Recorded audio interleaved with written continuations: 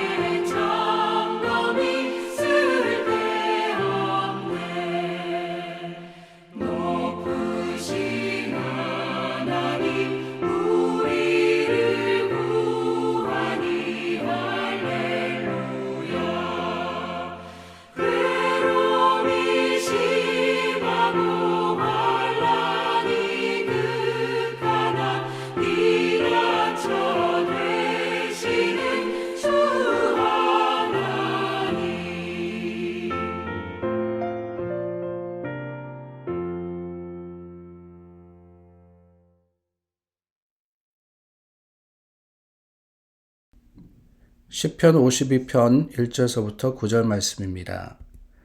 포악한 자여, 내가 어찌하여 악한 계획을 스스로 자랑하는가? 하나님의 인자하심은 항상 있도다.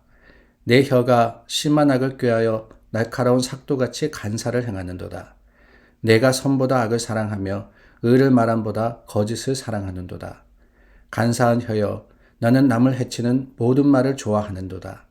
그런즉 하나님이 영원히 너를 멸하심이여 너를 붙잡아 내 장막에서 뽑아내며 살아있는 땅에서 내 뿌리를 빼시리로다. 의인이 보고 두려워하며 또 그를 비웃어 말하기를 이 사람은 하나님을 자기 힘으로 삼지 아니하고 오직 자기 재물의 풍부함을 의지하며 자기의 악으로 스스로 든든하게 하던 자라 하리로다. 그러나 나는 하나님의 집에 있는 푸른 감람나무 같음이여 하나님의 인자하심을 영원히 의지하리로다. 주께서 이를 행하셨으므로 내가 영원히 주께 감사하고 주의 이름이 선하심으로 주의 성도 앞에서 내가 주의 이름을 사모하리이다. 오늘 시편도 제목을 가지고 있습니다. 52편 말씀 보니까 다윗의 마스길이다. 다윗이 교훈으로 지은 그런 노래다라는 뜻입니다. 에돔인 도액이 사울에게 이르러 다윗이 아히멜렉의 집에 왔다고 그에게 말하던 때라고 되어 있습니다. 굉장히 상세하게 이 시편의 배경을 말씀하고 있습니다. 어제도 말씀드렸지만은 원본에 있는 이 설명은 아니지만은 학자들이 오랜 연구 끝에 이 시편은 이때 이 상황에서 지은 것이다 라고 이 제목을 저와 여러분들의 이해를 돕기 위해서 붙인 겁니다. 그런데 여러분 이 말씀 시편 52편의 배경의 말씀이 조금은 낯섭니다. 어제는 우리가 잘 알고 있는 내용이었죠. 밧세바로 인해서 행악했던 다윗의 회개였습니다. 근데 오늘은 여기 보니까 도액이라는 사람이 나오고 아히멜렉이라는 이름이 나옵니다. 근데 이게 뭐냐? 여기에 대해서 여러분들께서 조금 더 잘 이해하시려면은 사무엘상 22장 말씀을 보시면 됩니다. 우리가 잘 알듯이 다윗이 사울을 피해서 도망 다니게 됩니다. 근데 사울이 다윗을 죽이려고 3,000명이나 되는 군사들을 보내어서 그를 추적하게 되죠. 다윗이 자신을 따르는 사람들과 여기저기 정처 없이 돌아다니게 되는데 이 사람들이 이 다윗에 대해서 정보를 제공을 하지 않은 거예요. 그래서 사울이 화가 나 있을 때 에돔 사람이었던 도액이라는 사람이 사울에게 정보를 흘립니다. 근데 이 에돔 사람인 도액은 어떤 사람이냐? 사울의 부하입니다. 부하. 이방인이었지만은 사울의 궁정에서 사울을 돕는 신하로서 있었던 사람이 도액이었는데 이 사람이 말하기를 다윗을 어디서 봤다고 사람들이 이야기하느냐? 다윗에 대한 소문이 어떠하냐? 이 아히멜렉이라는 높 땅에 있는 그 제사장의 집에서 다윗을 보았습니다라고 이야기를 한 거예요.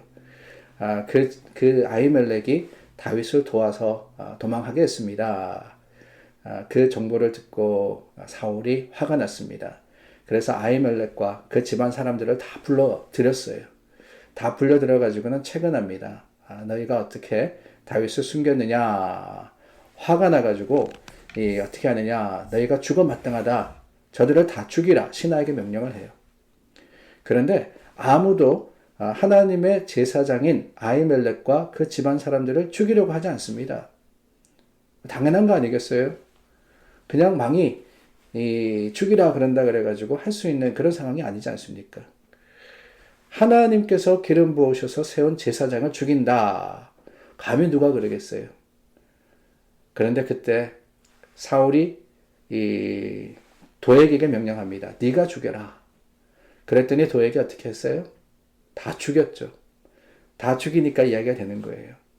아히멜렉만이 아니라 그날 제사장의 옷을 입은 85명의 사람들을 다 죽이게 됩니다. 도륙이 벌어진 거죠. 근데 그 이야기를 다윗이 전에 듣고는 오늘 시편을 썼습니다. 근데 이 시편에 보니까 1절 말씀에 포악한 자여 이렇게 나옵니다. 포악한 자여. 근데 재미있는 것은 영어 성경에 보면은요, Why do you boast of evil, you mighty hero 이렇게 돼 있어요. You mighty hero. 원본에 쓰여진 단어는 이 도액을 용사라고 불렀습니다. 근데 우리말로 번역을 하면서 포악한 자 이렇게 되어 있는데요. 도액이라는 사람이 한 일, 포악한 일이 맞습니다. 근데 문제가 뭐냐? 그 도액이라는 사람이 mighty hero, 영웅이었다. 처음에 말씀드렸습니다. 이방인이 사울의 궁정에서 신하로서 섬기고 있었다고 말입니다. 왜 그랬을까? 뭐 자세한 내용은 잘 모르겠어요. 그러나 우리가 오늘 이 1절 말씀을 미루어서 보건대 아마 그가 어떤 이 사울을 도와서 전쟁에 큰 공을 세우지 않았을까? 혁혁한 공을 세우지 않았을까? 그래서 사울의 궁정에서 거할 수 있지 않았을까 하는 생각이 듭니다. 다윗이 이렇게 부를 정도니까 이 도액이라는 사람이 얼마나 유명했겠어요. 인기도 있었을 겁니다. 뿐만 아니라 많은 사람들이 추앙했던 그런 인물이 아니었을까 하는 생각이 듭니다. 그런데 여러분, 뭐가 문제냐? 세상적으로 높은 위치, 세상적으로 명망을 얻었다. 물론 좋아요. 사람들이 나를 알아주면 얼마나 기분 좋겠어요. 사람들이 내 이름을 기억하고 그 이름을 불러준다면은 그게 인기 아닙니까? 그죠? 인기로 먹고 산다 그러는데 연예인만이 아닙니다. 우리 모두는 다 그런 욕망이 있어요. 누군가가 나를 이해해주고, 나를 알아주고, 나를 인정해주기를 바라는 마음 있습니다. 그런데 여러분, Mighty Hero. 세상이 알아줬지만 더 중요한 것은 뭐냐? 악한 계획을 스스로 사랑하는 이게 문제예요. 악한 계획을 스스로 계획하는. 뿐만 아니라 2절 말씀을 보니까 내 혀가 심한 악을 꾀하며 날카로운 삭도같이 간사를 행하는도다. 그 마음이 어떻게 드러나느냐? 입술에서 보여지더라는 거죠. 세상 속에서 아무리 큰 공을 이루었다 할지라도 그 속에 있는 것이 악함이면은 결국에는 그 악함이요. 하나님 앞에 범죄하게 되는 겁니다. 도액이라는 사람, 그렇습니다. 나름대로는 많은 것을 이룬 사람이었을 겁니다. 그러나 그게 중요한 게 아니에요. 그 마음속에 악함이 있을 때 하나님은 그를 그냥 두고 보시지 않습니다.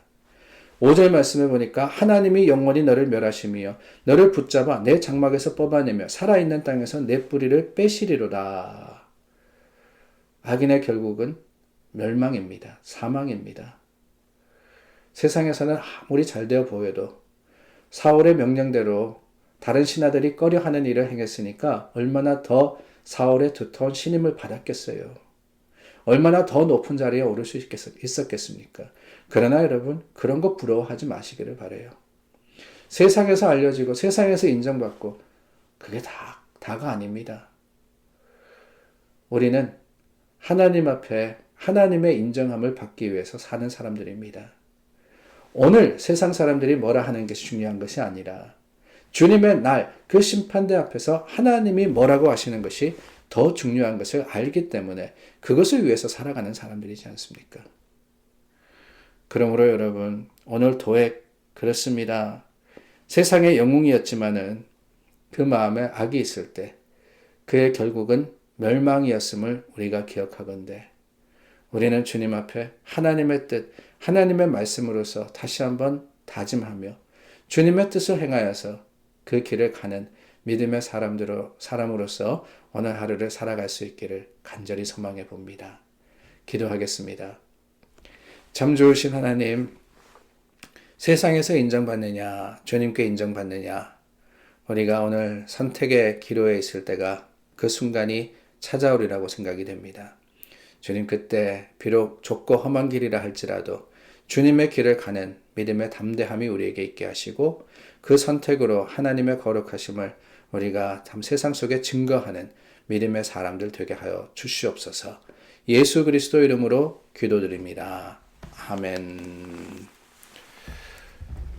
사순절의 12번째 날을 우리가 살고 있습니다. 오늘 누가복음 마무리하시면 되고요. 그리고 주님 앞에 회개하며 특별히 오늘은 선교를 위해서 기도하는데 중동 지역에 있는 팔레스타인, 이란, 이라크, 이집트 그런 이 지역에서 선교하시는 분들을 위해서 기도해 주시고 우리 교회 학교와 교사들과 또한 사역자들을 위해서 중보해 주시기를 부탁드립니다.